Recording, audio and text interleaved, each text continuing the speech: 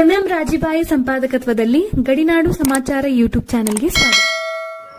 ಬೈಲಹೊಂಗಲ ತಾಲೂಕಿನ ಬೆಳವಡಿ ಗ್ರಾಮದ ಪ್ರತಿಷ್ಠಿತ ಹಾಲು ಉತ್ಪಾದಕರ ಸಹಕಾರಿ ಸಂಘದ ನೂತನ ಅಧ್ಯಕ್ಷರಾಗಿ ಸುರೇಶ್ ಶಂಕರ್ ವಾಲಿ, ಉಪಾಧ್ಯಕ್ಷರಾಗಿ ಮಹಮಲೇಶ್ವರ್ ಸಿದ್ದನ್ನವರ್ ಅವಿರೋಧವಾಗಿ ಆಯ್ಕೆಯಾಗಿದ್ದಾರೆ. ಇವರನ್ನು ಗ್ರಾಮಸ್ಥರು ಸತ್ಕರಿಸಿದರು.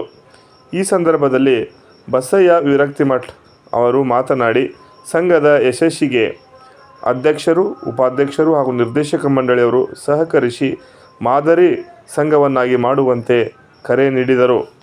ಹಾಗೂ ಈ ಕಾರ್ಯಕ್ರಮದ ಸಾನ್ನಿಧ್ಯವನ್ನು ವೇದಮೂರ್ತಿ ರಾಚಯ್ಯ ಸ್ವಾಮಿ ರೊಟ್ಟೆನವರಮಠ ಅವರು ವಹಿಸಿ ಆಶೀರ್ವಚನ ನೀಡಿದರು. ಅದಕ್ಕೆ ನಮ್ಮೂರಿನ ಎಲ್ಲ ಗುರುಗಳ ಆಶೀರ್ವಾದ ನಮಗೆ ಇರ್ತದೆ. ಯಾರು ವೀರಭದ್ರೇಶ್ವರ ಆಶೀರ್ವಾದ ನಮ್ಮ ಜೊತೆ ಇರ್ತದೆ.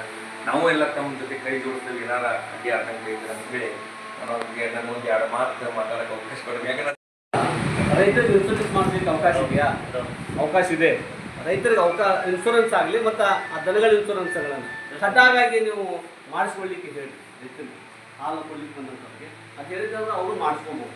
ಯಾಕಂದ್ರೆ ಇನ್ಶೂರೆನ್ಸ್ ನೀವು ಆಗಳೊಂದು ಮಾತನ್ನು ಹೇಳಿದ್ದೆ, ತೀರುವಂಥ ಮೃತದೇಹಕ್ಕೆ ಸಮರ್ಪಕ ಕೊಡ್ಲಿಕ್ಕೆ ಆಗ್ತೈತೆ ಗೊತ್ತಿಲ್ಲ. ಎಷ್ಟು ಮಟ್ಟಿಗೂ ಒಂದು ಇನ್ಶೂರೆನ್ಸ್ ಮಾಡಿಕೊಟ್ರೆ ಅದರಿಂದ ಬರ್ಬೋದಲ್ಲ ಏನಾದರೂ, ಅದನ್ನು ಒಂದು ಮುಖ್ಯವಾಗಿರ್ಬೋದು. ಆ ಕೆಲಸ ಮಾಡ್ತಾರೆ ರೈತರು ಒಳ್ಳೇದಾಗ್ತದೆ.